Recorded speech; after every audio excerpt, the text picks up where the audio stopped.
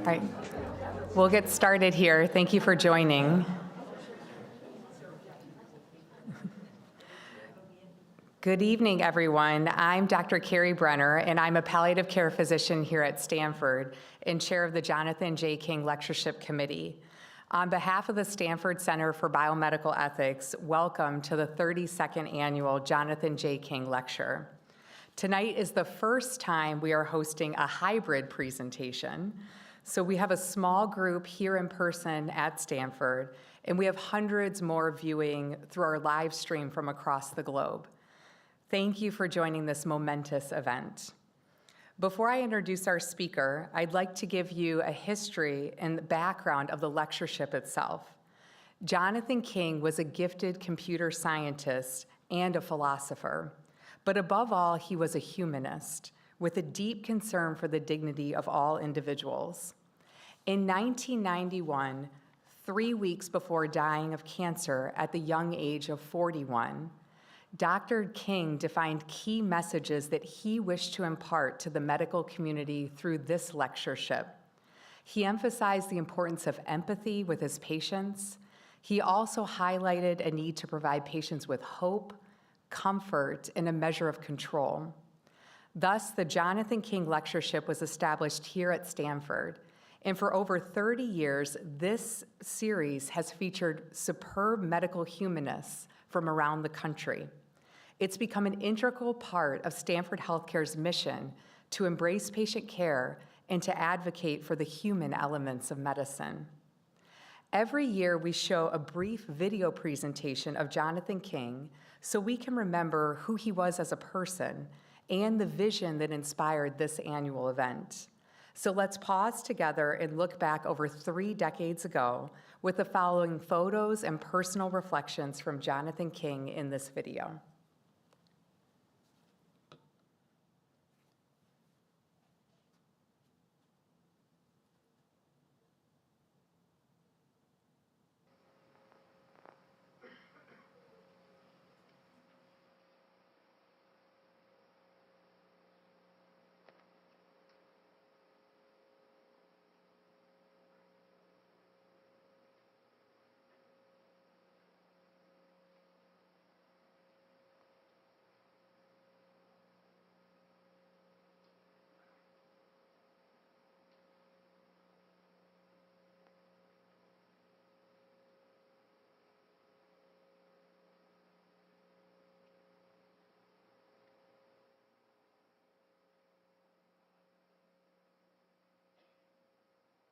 I have a wife whom I love very much. I have 2 boys who are about to turn 6 and 12. I spend a lot of time with them. I'm working on my projects as much as I can. And this I consider to be a very important activity also, because there are some things that I learned throughout this experience about what's important to me as a patient when you cross that line, and what you need to do, and what the medical staff and your wider support groups and everybody else can do to help or to make things worse. I think that's really the important thing. I think the main one is just common sense, and that is to empathize, to put yourself in the shoes of your patient as much as possible. Many of the things I'm going to say really lead back to that principle. And I know that flies in the face a little bit of the training and professional detachment. And believe me, I appreciate how important it is for a doctor, especially an oncologist, who has to deal with patients like me, who they feel, with all their scientific training, is going to die, and it won't be very pleasant. And they have to go home at night and deal with their 6 and 12-year-olds and everything else. And that's essential, and I don't begrudge them that at all. But they really have to put themselves in your shoes as much as they can and understand what's going on with you. There's a line that divides people who have passed over into the condition I'm in from everybody else. I can't really put it into words. I think you understand what I mean. In a way, there's no way that I can convey to you this feeling of the death sentence and how it changes your life. It's something you'll probably hear many times in your career. But you just have to appreciate that that's there, and that as far as possible, get as close to your patient as you can. Second thing, and also very important to me, in this kind of situation, I'm talking about a situation where the odds are really very poor, where your scientific training says from day one, a reasonable thing to do in your case would be just to take narcotics and go fishing. And that was, in fact, suggested to me on day one and throughout. But, you can stop. You don't have to do this. But I think the second point I'd like to emphasize is how important it is for the doctors, the medical staff, to foster a patient's feeling of control and of hope to whatever extent you can.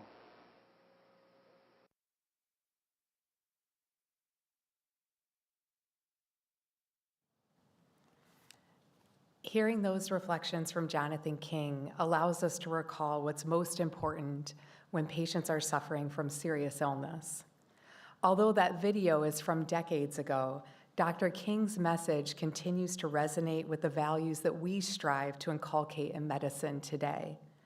Tonight's speaker embodies these values and inspires them in countless others. It is now my great pleasure to introduce this speaker, Dr. Luis Aronson.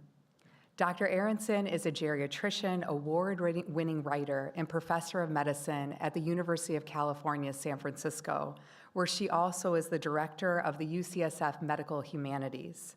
Dr. Aronson is cherished by her patients, colleagues, and students.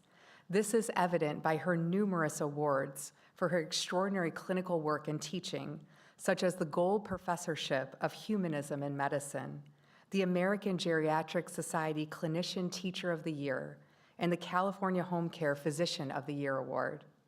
As a fun personal fact, Louise is a fifth-generation San Franciscan. She actually was born in the same medical center where she now works. So this often prompts Louise to joke that she hasn't gone very far in life. Just about 15 floors down and a building over, she says. But it's evident that Dr. Aronson has gone quite far in life, and she has actually catalyzed our culture to go with her. As an esteemed scholar, Dr. Aronson has been published in the most prestigious journals, JAMA, The Lancet, and the New England Journal of Medicine. As an advocate for cultural change, she has been featured on NPR, The Today Show, CBS This Morning, and the New York Times. She draws upon her clinical acumen and personal experience to illuminate topics of great social relevance. Dr. Aronson is a masterful storyteller and a gifted writer. Her first book, A History of the Present Illness, offers a deeply humane and incisive portrait of health and illness in America today. Her most recent book, Elderhood, is a New York Times bestseller and was the 2020 finalist for the Pulitzer Prize for General Nonfiction. Elderhood is not simply a book. It's a call to action. It advocates for a new paradigm to redefine aging and to transform medicine. Dr. Aronson, thank you for being here with us tonight as we consider together how to revolutionize our healthcare systems and society to integrate the unique challenges and opportunities with aging. We look forward to growing from your shared wisdom. Thank you. Thanks, Carrie. And thanks to all of you for being such wonderful hosts, and to the King family for giving me this honor to talk to you all today. I would like to say I could fix the healthcare system in the next 39 minutes, but that's not going to happen, so let's just set expectations appropriately. What I am going to do is something that we like to do both in science and in the humanities, and that is to begin by defining some of the terms, and actually even the terms in the title. The first one is elderhood. Now, it's actually kind of funny, so I called the book Elderhood for a reason, which I'll come to in a moment. But sometimes when referring it, people will say, you know, elder care. And I kind of get that, but that's very, very different from what I'm talking about. And then the other one that if somebody could explain to me it would be helpful is elderwood. I really don't know what that is. It could be like sort of a Grimm's metaphor, Freudian slip sort of thing, but anyway, let's move on. The way I prefer to think about it is as a major life stage. And actually, you can go back to cave paintings, 43 to 65,000 years, they have trouble narrowing it down, ago, and you saw children and adults and you saw old people. And yet we, in American society, have sort of made old this thing that you are when you are frail.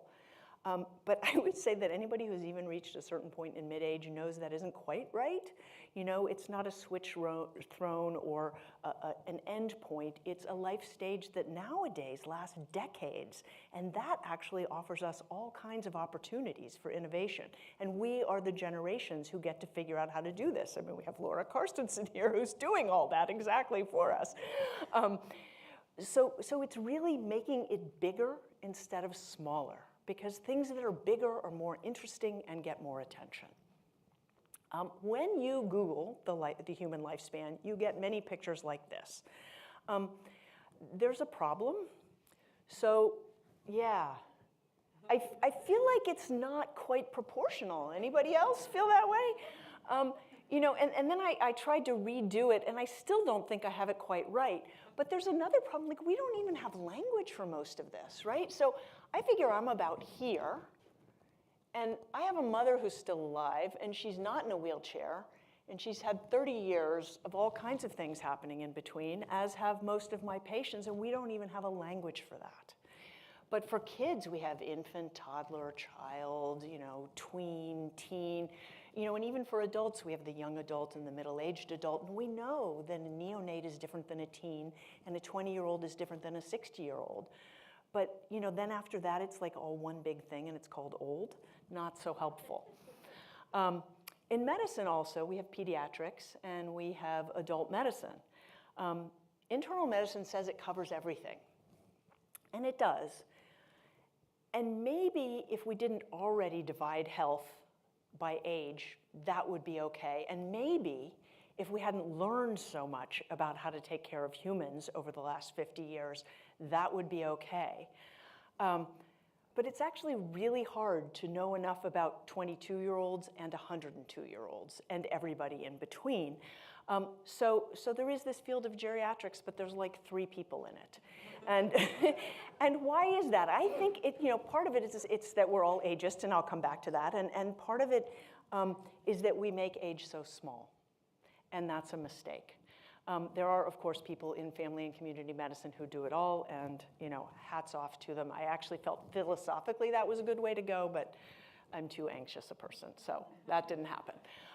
But really, you think about it as we think about life in a 3-act play. Each act has a significance, but that significance is different than what happens in the other acts of the play. So it's this bigger, more varied view of the 3rd phase of life. Obviously, one of its problems is that it's the last phase of life, and people don't kind of like the terminus very much, but Carrie can talk to you more about that. This is Ursula Le Guin, who died a year or 2 before the pandemic, and she has some great quotes about aging from one of her later books. One of it is, if I'm 90 and believe I'm 45, I'm headed for a very bad time trying to get out of the bathtub. But this hasn't always reached medicine, right? So let's study the 40-year-olds, but then let's apply the results to the 90-year-olds. And then when it goes badly, let's blame old age instead of bad science. She also says this: to tell me my old age doesn't exist is to tell me I don't exist. It's an important part of who we are, like it or not. And there are good things and bad things that come along with it. Okay, so that was the first term, elderhood. Next is reimagining. And that's to think differently about something. And I think we only make progress with old age if we think about it differently. I've begun to allude to that, and hopefully in the rest of the talk we'll get to some of the other ways you can do that. But there are statistics like this, the U-shaped curve of happiness, which some people have pushed back on. But if you look at the bulk of the data, it's not always such a clear smiley face, admittedly, if you really look at the data carefully. And of course, you're going to be happier if you can eat every day of your life than if you're starving half your life, and likely to, die at 42. But there is something to this. And we don't really hear those things as much as we should. So part of reimagining old age is to not just discuss the losses, but discuss the gains. And there are gains. I sort of like this partly because I'm at that part where we're really anxious, but we're starting to get happier and more satisfied. So I'm feeling good about that. I could use a little less anxiety. But are there things to look forward to that you don't tell young people? Like today, walking through Stanford, and I saw people in classes, and it's great to learn, and I'm really glad I don't have to take finals or write papers anymore. It's awesome. There is also something called the National Poll on Healthy Aging out of the University of Michigan, with help from the Institute for Health Improvement and others. And this was fairly recent. The research, I think, was 2 years ago, but the scientific publication just this year. 88% of people feel more comfortable being themselves. 80% have a strong sense of purpose, which actually correlates with good old age. 67% feel more positive about aging as they age. It doesn't happen overnight. People get used to it, and you realize, like, hey, I'm actually kind of still me. 65% think their life is better than they thought it would be. But notice something about this, which is one of my pet peeves, and yes, I have told them to their faces. It's between ages of 50 and 80. So I think when you're the National Poll on Aging and you have a cutoff at 80, that's a little problematic to me. There are also things about aging that we can change. Yes, you still have to grow old, and you still have to die, and are there some people who want to make that different? Actually, sort of in this neck of the woods, yes. It's not clear they'll succeed in our lifetimes, and it's not clear they'll let people like us into it. It seems like you might have to be in Hollywood or be a trillionaire. But there are things all of us can do. And actually, the Brits do better with this than the US medical press. So Lancet, BMJ, have things about healthy lifestyles, live longer, and have less dementia. But that's not, can you do this? Can you make a big difference by changing your lifestyle at 85? You absolutely can. But if you started at 5 or 35 or 55, It's something that is lifelong and differences we can all make. And instead of making old age this thing that happens to you that comes like a train, we can empower people. A stage of life where disempowerment is assumed is not attractive to anyone. Okay, so now I'm moving from sort of science-ish to straight-up anecdote. And so when you reimagine, you have to use your imagination. And the imagination is the ability of the mind to be creative and resourceful. And one of the things I see routinely in healthcare is people not being able to imagine that the old person can get better. So the response will be, oh, you're using that walker really well. Instead of, you're using the walker really well, and now we're going to add some weights because our goal for you is to walk independently again. But if the physical therapist or the clinician doesn't even believe that's possible, if the patient doesn't believe it's possible, it's not going to happen, but it is possible. It's scientifically proven.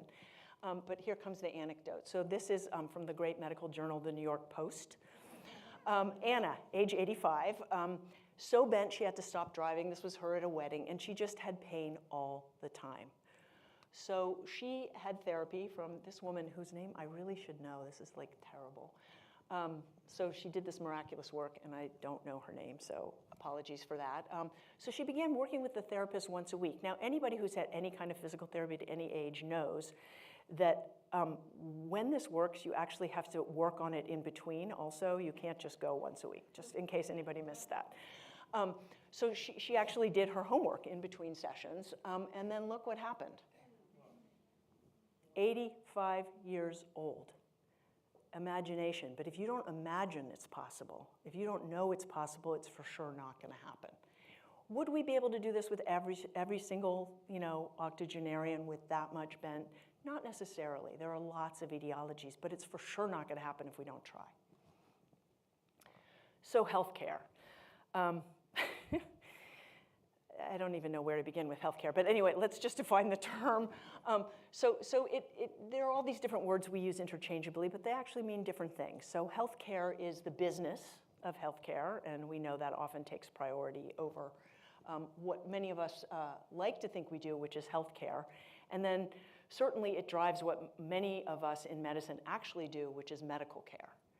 Medical care is care of diseases. Healthcare is care of health. It is helping people live well at every age, in every disability status, from every background, from every socioeconomic status. Our system does not do this very well, but ideally it would. Aging. So, I'm not going to tell you it doesn't have its downsides. It's generally defined biologically as the accumulation of a wide variety of insults and disabilities. Some things get too big, some things get too small, they don't function as well. That is part of it. How we get there can vary a lot. And then there's this huge sociocultural overlay. So at what age is a person old? I don't know if people saw, but this is sort of your neck of the woods, but there was an article in the New York Times, I want to say maybe 6 or 7 years ago now, talking about a retreat for older workers in Silicon Valley who were having a lot of stress, probably in part because they were older, and you had to be 30 to attend. I mean, yeah, where to go? Age discrimination in the workplace starts at 40. Lots of programs, like on my Instagram, I'm always getting things for people who are over 50, because of course 50 is the same as 80, which is the same as 105. And apparently that's very old. And then there's 60, which if you look across cultures and throughout time, old age has traditionally been defined generally as somewhere between 60 and 70. And we also know it really varies. If you are a Native American in South Dakota, you may be old at 46. And if you are a person of East Asian descent in Massachusetts, you may not be old until your 70s.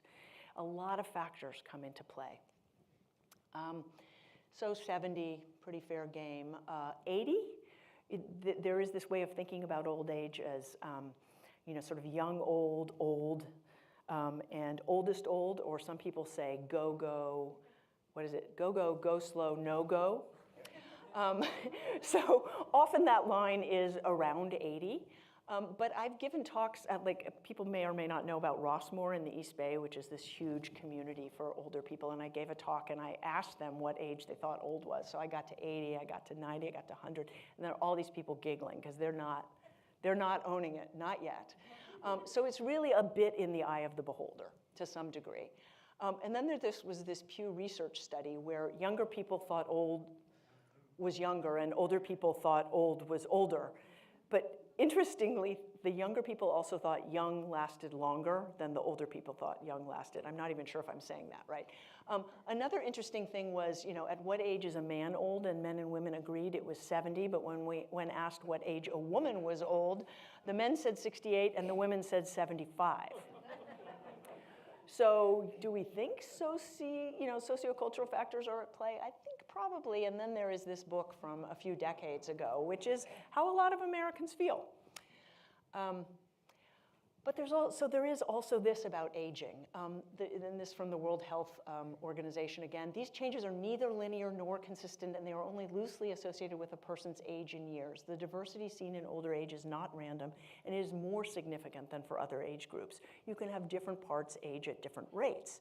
So if you say someone's old, what does that even mean? You need to define that term much more clearly. I thought I should mention John Chauvin here since he's Stanford. I think he's emeritus now. But sort of showing that with the advances in public health and medicine across the 20th century, what qualified you as middle age, old, or elderly changed. So instead of using traditional metrics, he sort of looked at your chance of dying. And according to your percent of chance of dying, mapped that out. And it did seem to get older. And I thought this was great when Barack Obama became president, because somewhere I saw a picture of him and Michelle, and it was like, oh, youthful president. And then they took something from 100 years earlier and showed people at the same age, and it was grandma and grandpa. So there are these huge changes that depend on all sorts of different terms. But in the US, our lives are getting shorter. Right? This is about healthcare and medical care, or the absence of healthcare, the presence of healthcare without space between the words. Life expectancy is now 5 years shorter on average, and for some people much, much smaller. The American health disadvantage begins at birth and lasts throughout life. That's why longevity, if you're going to talk about aging, you have to start at birth or in utero. You have to consider epigenetics. It's not on-off. And aging, often when I give talks, there is an older age skew, as if aging only should matter to older people. And the decrease in US life expectancy was experienced disproportionately by Blacks and Latinos. So again, sociocultural factors are huge. Population. The United Nations has named 5 megatrends, one of which is demographic shifts, particularly aging. But if you look at most health centers or health systems, and I'll come back to this in a little bit, there is very little attention to aging. And that's even more disproportionately, sort of biased when you consider that people at older ages require more medical care. And what we hear about that, instead of establishing systems and supports for older people and their health, is that they're using too much of the healthcare dollar. But when was the last time you heard someone say those children use a hugely disproportionate percentage of the education dollar? Right? You don't hear that. Old people get blamed for their needs, whereas other people are allowed to have their needs, and those are considered age-specific and not something to be punished for. When you look at population health rubrics, you'll often see things like this, and they're really important factors: income inequality, race, gender, education, so many things. But what's never mentioned? Age. I looked at a bunch of these, actually, to make this slide, and it's just not mentioned. So how do you think population health where you don't think about age, especially when you look at, this is sort of Steve Austat from Alabama via my colleague John Newman at UCSF. And these are the risk factors for heart disease, which remains the #1 killer. But actually, you can graph this differently, and it looks like this. So aging is something we need to pay attention to in healthcare. All right, so now I'm going to come to the second half of the talk. And for this, I really drew from Jonathan King. You just heard some of these words from him. And I had a little struggle because I gave Carrie my title long ago. And then I read his words. And so what I've tried to do is kind of think about how we can think about the system, but also think at a very individual, personal level that he was really speaking to. There are on the website a list of things that he recommended for all of us. So I'm going to use those to try and reimagine aging with thoughts about how we might change the healthcare system as well. It is one of those things where if we could do aging well, we could probably do almost everything else better. So Jonathan King said, the patient is your client and should be treated with respect. And for some of these comments, he gave more specificity. In this case, it was seek out and give full weight to your patient's suggestions and opinions on treatments. Now, we have to admit that this is really hard to do in 10 minutes when the computer needs to be tended to as well, and there are metrics that will decide whether you've done a good job or not, which may have absolutely nothing to do with what the patient wants from you. Never ever treat your patient as an object or as a second-class citizen. But if you follow the popular press about aging, you will very frequently see headlines like these. Talk to me, not my daughter. There is a certain infantilization, and do we all get shorter? We do. My mother, whom I reference frequently, I can now pretty much put my chin on her head and look over. But you know, she still talks, and her doctor talks to her, luckily, but that happens not frequently. And the system also contributes to this, right? If you have 10 minutes and somebody can't hear you, maybe because you're wearing a mask, just hypothetically speaking,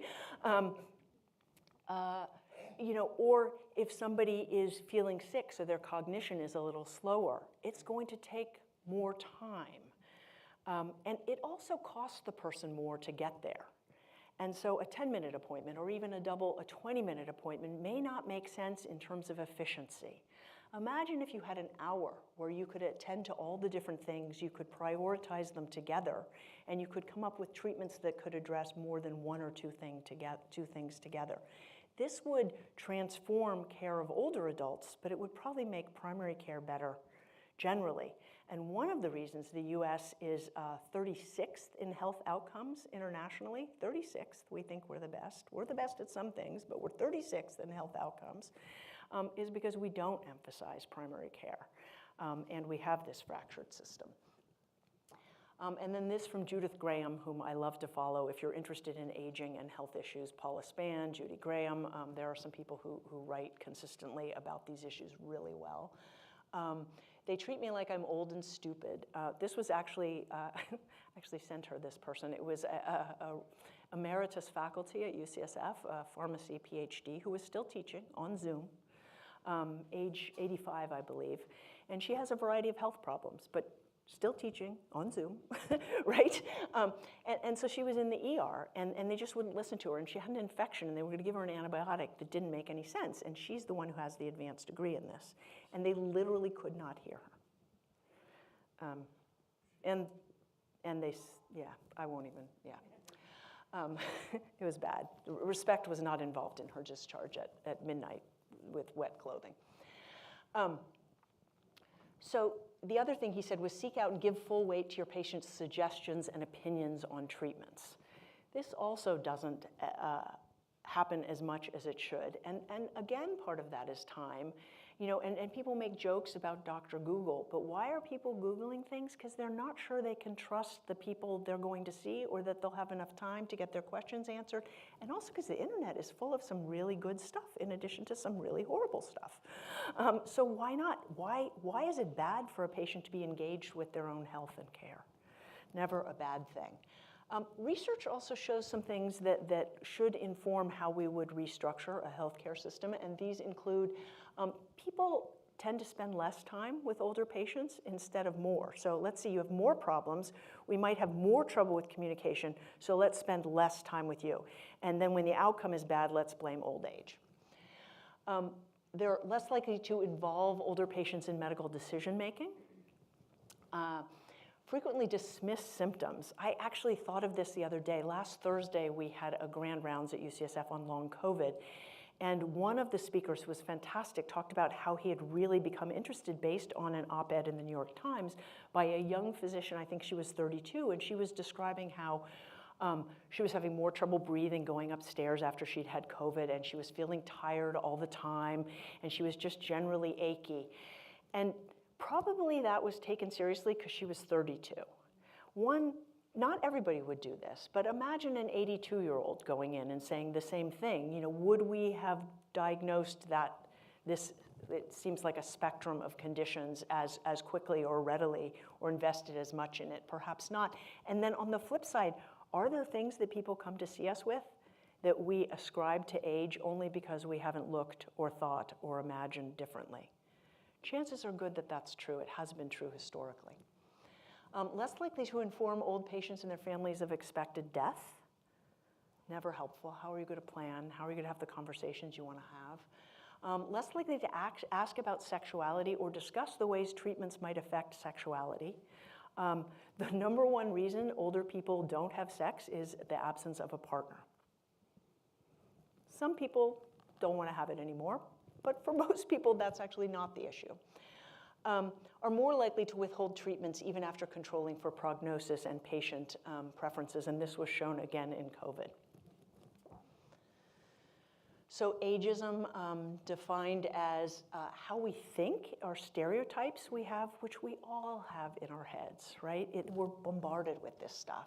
How we feel, which is prejudice, and how we act, which is discrimination. And I would argue that our healthcare system is blatantly ageist. It has a variety of other problems, which we're talking about more, but maybe not enough. And we all do this. I mean, part of how I came to write Elderhood was I entered my 50s and I started making sort of internalized ageism comments with my students about, oh, I used to do that, or, you know, these things that we all do. So it's not about blaming. It's about understanding that this is a natural response. We all start young. And for some insane reason, it surprises us when we grow old, and it's not just something that happens to other people. And you know, I haven't had a week in the last 30 years where somebody hasn't said to me, I feel just like me, and then I look in the mirror and I'm like, what happened? You know, so it's a universal experience. So it's not about blame, it's about doing better, right? We saw with the LGBTQ movement that the sort of care people got and the way we talked about things transformed, and people's attitudes, how they thought, how they felt, changed in the matter of less than a decade. Now, is that perfect? No, of course not. But again, if you don't try, you don't get anywhere. I just have to always mention the Silver Tsunami because it's so bad. I mean, it's so witty, right? Of course, it's sort of witty. But really, it's like a gray mass that's taking down the population. Instead of, we have these decades of extra life. And what are most people doing with it? They're contributing in all kinds of ways. But you have to think about contributions differently. And then you can't have a situation where you have forced retirement and then you say old people are a burden, right? Choose one or the other. Like, either let people keep working when they want to and can, or don't say they're a burden. Empathize, Jonathan King said. Put yourself in your patient's shoes as much as you can, and this is hard. When I was a young geriatrician, I thought of my patients as other. There's just no question. They were old people and I wasn't an old person. It was kind of like, you know, if I had a patient from Mali, they were from Mali and I'm not from Mali. Only I'm not going to become from Mali, but I'm rapidly becoming an old person. So and if people can look at these images and not feel empathy, you know, if you're in the last years of your life and you can't touch your daughter, you can't kiss your daughter. I mean, admittedly, we also lock up small children on our borders, you know, so it's not the only group, but this is unacceptable behavior, and a moral society has to stand up against it. You know, and it might also be okay to do it for a couple months at the start of a pandemic that is unprecedented. But then you would think harm reduction might enter in. How do we help? How do we weigh the pros and cons? Because we saw lots of people die of broken hearts, basically, or of total inactivity or hopelessness. I won't live long enough to see the other side of this, so I might as well just die now. And then, show me a person who looks forward to this end of life. No one does. Should it exist? What do we do about it? Is it different to be dying when you're very old? Are there ways of postponing this? Are there ways of treating it with more humanity and compassion? I think the answers to all those questions are yes. And that it doesn't just take one approach, but many. But again, it doesn't happen without the imagination and the effort to try. James Baldwin famously said, obviously speaking of Black Americans, and this is another problem that has not been fixed, but people who treat other people as less than human must not be surprised when the bread they have cast on the waters comes floating back to them poisoned. When we say we're not old and we are old, when we talk about them as old, we create that situation we want to avoid. So how do we get people to think about like, oh, I'm in elderhood now. It lasts decades and it has all these phases. I wonder which phase I'm in. I'm part of the generations who newly have all these decades. What can we do with this? Pre-pandemic, one of the two groups that was doing with the most startups and the most innovations were people in their 70s. And it was particularly women in their 70s. And that was in part because they could not get jobs anywhere. But it was also an opportunity that people grabbed hold of and hopefully will continue to. Are there reasons we do this? There's a whole lot of psychology, and I can't get into all of it, and I'm a little embarrassed with actual psychologists in the audience, but I'm just gonna touch on a couple things. So there's terror management theory, which is a negative bias against older individuals helps protect younger individuals from thinking about the negative aspects of dying. And remember back, like it scares people. And it scares people in two ways, because if you have been able-bodied and there is some disability with aging, you don't look forward to that. We also live in a society that is very able, full of ableism. And that overlaps with ageism a lot. We also live in a society where people are devalued when they're older. So we just make it something you wouldn't really look forward to, and it helps to separate yourself. There's also the functional approach, which is that stereotypes serve individuals because it helps it's efficient. Like I'm going to categorize this person here, and then I can write off that category, or I can deal with it that way. And it also puts you in the social in-group if you're categorizing another group as an out-group. But we all end up one way or another in an out-group if we haven't been born into one. So it's a matter of sort of thinking about how would that feel? That empathy that Jonathan King talked about, like how would that feel if it was me? I started with this picture. This is from San Francisco's anti-ageism campaign, and I kind of love it because these are all the same people. Their eyes are them now, and above and below is them in their youth. And it's really all about how the geriatrician Joanne Lynn said we're all older people in training until we're older people. And so inside a young person is an old person who hopefully will get a chance to flourish. And inside old people is that thing where you look in the mirror and you're like, wow, that's not how I think of myself. So it's all right there. Jonathan King also said, foster the patient feelings of control and hope, however small they appear scientifically. I want to add to this that sometimes they appear small scientifically because we haven't done the right research, or we haven't included older people in the research. It is true that if you eat more kale and blueberries and less processed food, you will probably be healthier. A little bit of genetics maybe, but not too much. Some luck, car accidents, etc. It's true, but we often sort of say like, well, because you're an American, then you don't actually have to grow old, or, like, how realistic is this for most of us? This is called the exceptional elder narrative, which is not helpful. So how do we do messaging about old age that is neither sort of utopian or something so far away that people can't relate to it, but also includes the positives and the possibilities? Internalized ageism, I mentioned before, and it is really negative. It means people won't seek care for things. It can happen from physicians who blame, say, well, that's just because you're old. Well, no, old is a risk factor for diseases. But people who have internalized ageism don't take care of themselves as well, and then it becomes self-fulfilling. We also know that probably through cortisol or stress levels, if you have a prejudice against yourself, different things happen in your body. So you are less likely to recover from a surgery.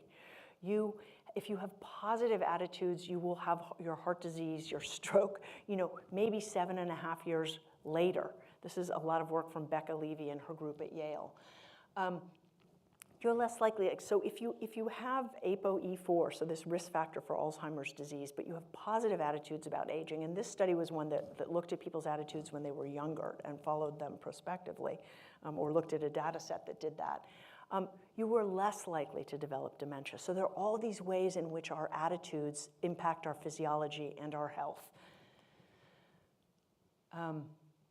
Yeah, so positive attitudes, I guess I forgot I had this slide, but less cognitive change, less depression, fewer functional limitations. There's a whole literature on this, but the healthcare system doesn't pay for us to help work with people's internalized ageism. It will pay for things that have much less data behind it and much less efficacy. So the thing will say, oh, the person's blood pressure was 142, you really want it lower than that. But that may be less of a risk factor for them than their attitude about their own aging and how it impacts what they do and how they feel. Jonathan King said, base this control and hope on a foundation of honesty. So we need to be honest about old age, but that's also honest about its potential. And he said, don't fear or disparage your patient's drive for alternatives. Help assure they are sensible. So where do we see that in aging? Well, the honesty is, the older you get, the more likely you are to die. And eventually, it's 100%. And maybe that will change. I think counting on that is probably not putting your eggs in the right basket. On the other hand, if we say old is 65, half the people are going to live 20 years. Now, again, it depends a lot on sociodemographics, but then there's all the other people who are going to keep living. And there is something in medical training where we used to say the longer you stay, because if you stayed in the hospital, there'd be more work, and then you'd stay in the hospital doing the more work, and so on. And it's also the longer you live, for the most part. So what are we doing with these decades, and how are we discussing that with people? Because it actually can be really helpful to focus people. Like people in your health and age category have this much time. What's most valuable to you? This is also interesting in terms of what medicine does or doesn't do. So red is people 80 or older, people in their 70s in green, people in their 60s in blue. And you can basically fill in side effects, treatments, whatever else. And what it basically shows is the risk goes up with age. But notice something else, it also goes up historically. And this was partly because we couldn't do as many things here. And is this partly because when we do things, the things we've learned how to do are more targeted to younger people? Or is it because we don't include the older people in studies, so we don't know what to do? This is a product of medical advances, and it may not be entirely a product of age. There's something called e-prognosis, where you can put in information and get a sense of how long a person might live, very controversial. But when you're dealing with people who are dying, they will often say something like, I wish I had known a year or two ago, right? So maybe having a ballpark, knowing that it is not a crystal ball, can help you make either better decisions to change that prognosis or better decisions to enjoy your life in ways that have the most meaning for you. And that is known to be one of the advantages of getting older. You see the horizon change, and you're more likely to pick the thing that is meaningful to you than the thing that suits your vanity. And this is part of the age-friendly health system, is to think about what matters most to people. Jonathan King also said, help us urge the patient to build a support system. And I think about this a couple ways in old age. And again, this pulls in the social that we ignore in this country. So social isolation and loneliness are more and more common, particularly as you get older, because your parents will be dead, your spouse may be dead, your siblings, your friends. And it really hurts physical and mental health. So if we had a healthcare system, we would actually address that, and that would improve health and improve health outcomes and lower costs. But we have a medical care system, so we don't really address that. There's also the fact that people might need companions more as they get older if they're having trouble hearing or thinking or getting to the visit. But notice here where the percentage fall, right?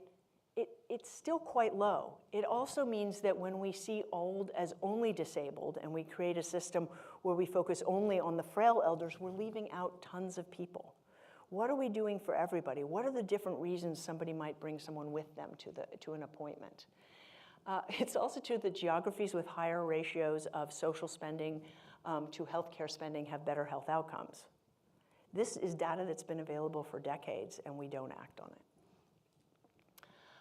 Another word from Jonathan King: encourage the patient to consult other sources of information. This is especially important with older patients because we don't teach about them. I hear you guys have 4 hours in medical school here on old patients.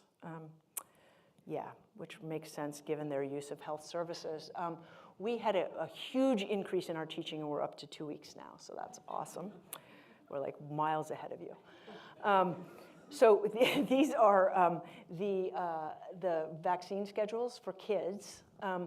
So the reason kids have so many different levels is because kids change a lot, and the immune system is different at birth. But it's also about social and behavioral factors, physiologic factors. Now, actually, immunology was a field that people made pretty good advances on in the 1800s, so just like a few years back where we've had this knowledge. But when you look at adults, you get 65 plus, because 65 is the same as 105. Like, how many centuries do we have to know that isn't true for your immune system to make a difference? And also, it still does this even though we know the higher dose flu shot is better, even though we know giving people certain drugs before they get a vaccine is better. And we sort of discussed how medical research does it. So in the 80s, it was mandated to include children in research that would influence children. Women and minorities. In the 90s, children. And in 2019, it was mandated to include older people in research. But interestingly, who got the COVID vaccine first? Yeah, old people, and particularly old people in facilities. What was the one group in whom the vaccine was not tested for either efficacy or side effects before being administered to? Yeah, old people. I am running a little over. Sorry about that. I get going. I'll keep going. So expect patients with a poor prognosis to alternate between a frantic search for solutions followed by calm commitment to a plan. Now, obviously, death is different from old age. But there are some similarities, and it's sort of over decades, and we see this, right? There is a huge anti-aging $43 trillion industry compared to what we put into the healthcare system, and a lot of this is like, pay me $30,000 and I'm going to fix your mother's Parkinson's, which, let's say, if it worked, like, we would give that to everybody, but it doesn't work. So, a lot of alternative medicine use in older people. And what this says to me is, number one, let's reimagine. Maybe some of these things really work. There is some science behind them, but we don't actually pay for that because nobody's going to make a lot of money and you can buy it over the counter. The other thing is, what it says to me is we're not meeting people's needs. And we have to pay special attention to this because one of the reasons people use this is who uses it are people in states bordering the Pacific Ocean. So, very apropos. Make every positive gesture. Ageist language is considered okay. Ageist jokes are considered okay. Even in these parts of the Bay Area where it's not okay to make racial jokes or jokes about people's sexual or gender identity preference. And for people who don't know, there is actually something called elder speak, where you speak to an old person the way you might speak to a puppy or a toddler. This is UCSF's health system DEI poster. So we welcome all races, religions, countries of origin, sexual orientations, genders, ethnicities, and abilities, but we're not so interested in old people. Never mind, it's a protected category. And I guess my best joke about this is at least they're honest. Make physical surroundings and institutional arrangements as pleasant as possible. We have this hospital for adults up here, and we're building a new one for adults, and we have this relatively new one for kids, which is full of art and plants and specialists. And then we have this thing called age-friendly health systems, where, like, A few people in the hospital might ask older people how they're thinking or walking or what they prioritize. And I'm not saying this isn't progress, because it is. I'm just saying, I'm just not sure it's the same as a whole big building or campus with people who actually have the training to take good care of you. And maybe we get there by creating age-friendly communities, which is well beyond the scope of this talk. Support efforts to speed up attempts to apply promising but unproven treatments for patients with a fatal diagnosis. So is old age a fatal diagnosis? In some ways it is, but we have decades to work with, and that's super helpful. Jaroscience, if you don't know about it, and I will talk about it more tomorrow at medical grand rounds, is the fundamental, it's like a paradigm shift. So instead of going after diseases, you go after the mechanisms that lead simultaneously to diabetes, heart disease, and cancer. This is one of the most exciting areas of science, and yet it's not necessarily associated with aging or geriatrics. And we should all be owning that as an area of excitement to get people interested in the science of aging. And the idea there is to maybe not lengthen lives, but keep us functional longer. And I guess one way of thinking about this is the difference between equality in these three kids. They're getting the same thing. It's not working very well for this poor little guy. And this is equity. Everybody gets what they need so they can fully participate in society. So when we talk about aging, people are like, oh, you know, the pediatricians want this from us, and this group wants this. But the one place there's blatant inequity, in addition to race, obviously, and gender to a lesser extent, but there's nothing about our health system that has age equity. Finally, the countries that do better start at the beginning. So how do we make old age better? We start with younger people also, and maybe part of the problem with old age is making it smaller and smaller and getting it far away from the whole lifespan. Whereas the way to get happy, healthy older lives is intergenerational interactions and starting earlier. So what I would say is the fundamental way to reimagine it is to create a system that helps you live the old age you want for yourself and the people you love. And I'm really sorry it went over.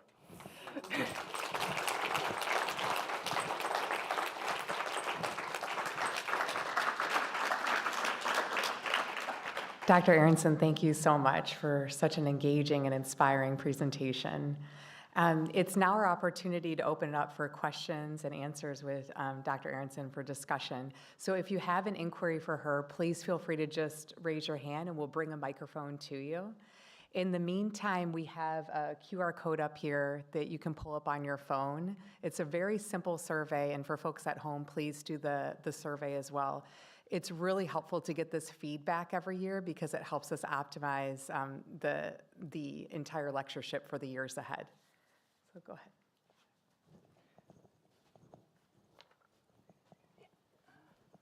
I'll just make a comment about QR codes. This is a generational thing, not an age thing, but not everybody over, you know, the age cutoff is different for different people. But like if you go into a restaurant and that's the only way to get the menu, there's a certain number of people who have a lot of the wealth in this country who are going to go eat elsewhere. So, you know, having other options might be a good idea in the age-friendly talk. And I'm sorry. Yeah, go ahead. Also, for everyone that's registered, we have a link too that comes up to get the Sorry, survey. I had to say it. Nice. Hi, Dr. Aronson. My name's Apurva. I'm a second-year medical student here, and I've had my 4 hours of geriatrics. Hooray! So I guess my question for you is something like, if you had a magic wand to reimagine medical education, I'm curious what some of the suggestions or ideas that you have could be. Well, you know, people have tried all these different reimagining things. It's interesting that we hold different standards for different sorts of things. Some things get done because they were always done. And that's changed a little bit. My father was in medical school in the 50s, and he had a full year of anatomy, and that was all they did. I mean, they also had like 4 medications they could give people, but you know, so it was a little different, admittedly. You know, I think we need to rethink what we need to know and when. Tech needs to be part of it from the very beginning. That's how people learn now. If you've been doing tech since you were 12 months old, how should that inform how we're teaching different things? I think, I would have to think more about it, but sort of the usual progression is sort of what's normal and what's abnormal. But what's normal is normed on a tiny segment of the population, right? So generally it is a white heterosexual male who weighs 70 kilograms and is able-bodied and is between the ages of 20 and 40. There are people in that category, and we absolutely want to take good care of them. But then there's really everybody else, which is the vast majority of human beings. And if you norm to something like that, you're making everybody else abnormal.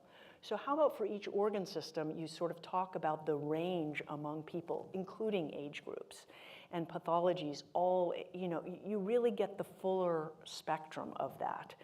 And I guess the other thing I would do would be to make the amount of time you spend doing things and training proportional to what would create the health system that would create the best health outcomes, which means less inpatient, more outpatient, because right now we incentivize not only being in the hospital, but being in the ICU.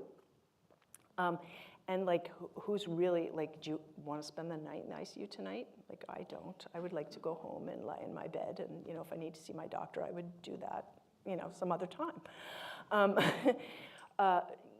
So making it proportional, and that's population, including older people. And I should say that I think geriatrics has been part of the problem here. We're making it smaller and smaller, or saying like, here, I'm going to teach you geriatrics, I'm going to take you to a nursing home. Which, as we saw from the photos, like, nobody's looking forward to living there, and maybe nobody's looking forward to working there, and that doesn't mean we shouldn't provide good care there.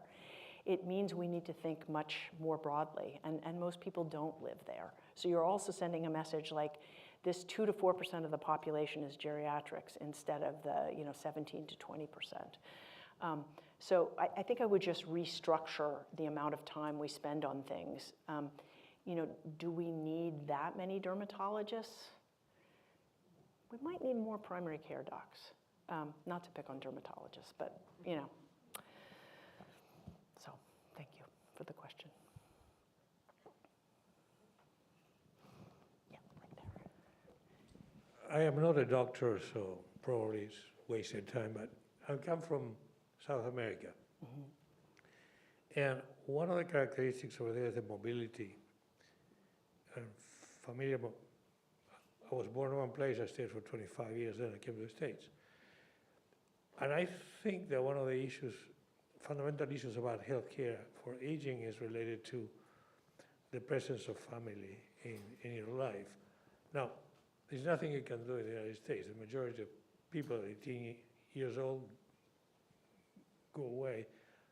But is there any way that a medical profession can include family in a more efficient way, or is there anything you can do about that? Or, I don't know. That's it. Yeah, no, it's a great question. So how do we include family, and people moving is a problem. There are some people who sort of push back on the U-shaped curve of happiness, talk about the two things that actually lead to the most successful old age are being near family, particularly kids, and having money. I like to tell my students it's like better to have more money than less money at every age, including when you're old, in case that's not obvious. Yeah, we also, it's gotten a little better, but if you are taking care of somebody who's really ill of any age, or somebody with complex illness, or somebody who's older and has some impairments, you have to be able to speak to the family or the caregivers or somebody else. You also want to ask that person's permission. So I don't think it's something we just do, behind somebody's back.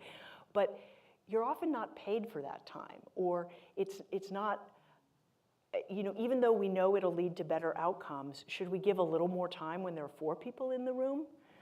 It might actually prevent a hospitalization. But those are among the things that we just don't work into the health system.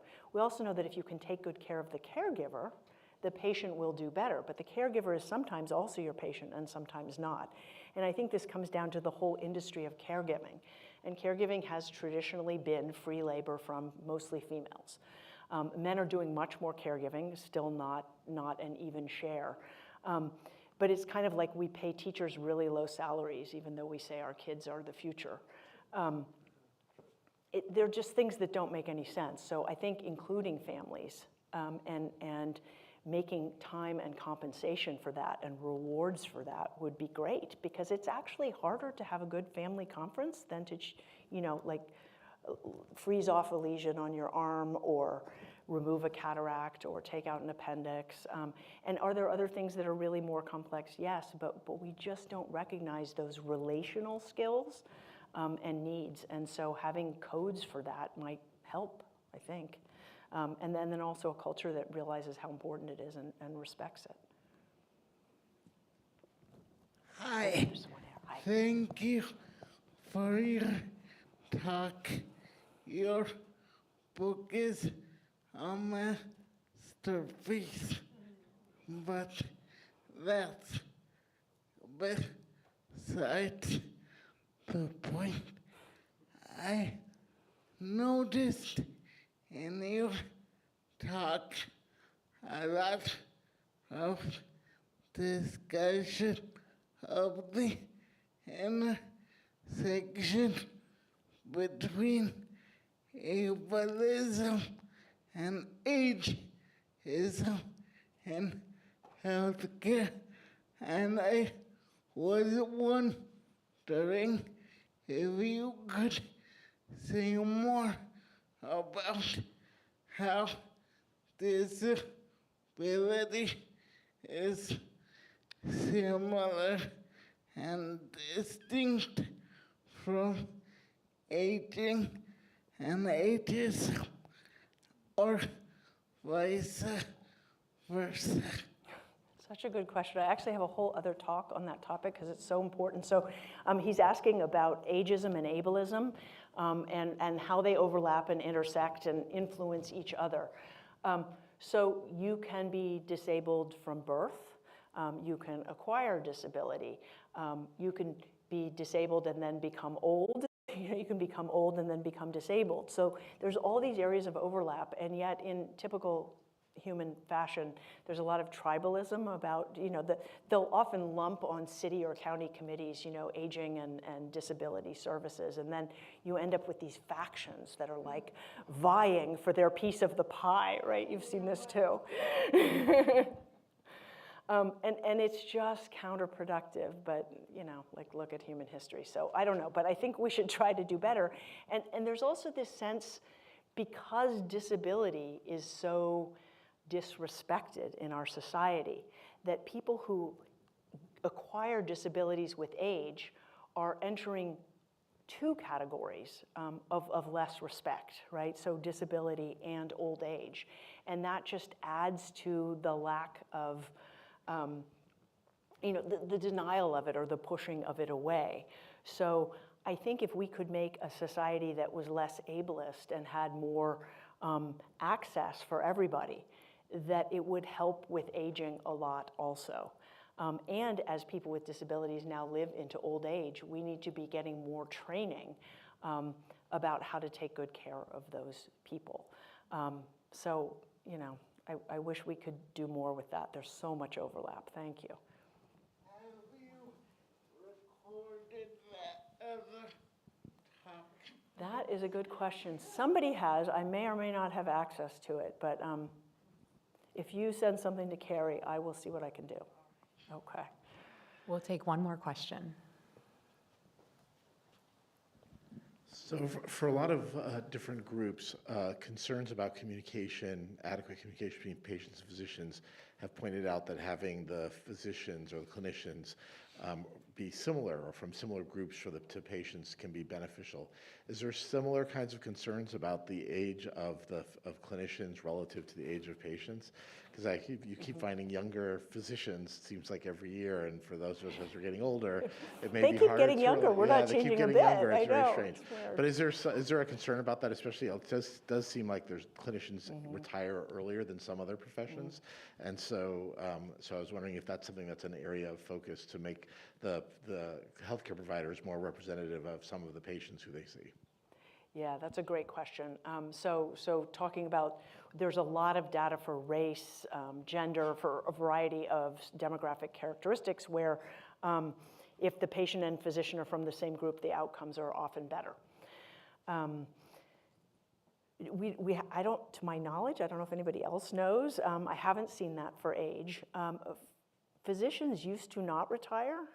This is a relatively recent phenomenon with electronic medical records and burnout and paperwork and less time with patients, et cetera. So that's another area where if we reimagine the healthcare system, the good parts of medicine are so meaningful and most people go into it for those human interactions, for making a difference in someone's life. But if the system is preventing you from doing that, you go.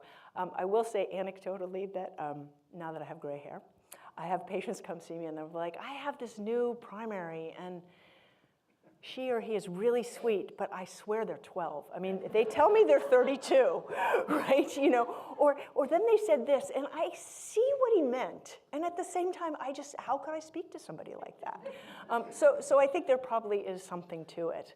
One of the things that I've been a fan of is there some way, because one of the exciting things about getting older is sort of retraining and learning things and developing new interests.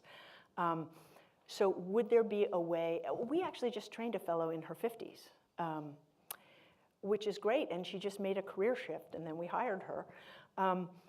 You know, could we get more people into geriatrics as they reach a certain age and begin to appreciate what they don't know that's harming their patients, or what they'd like to know even for themselves and their families? I think it would be a nice approach, and really anything would help. Great. Well, thank you so much, Dr. Aronson.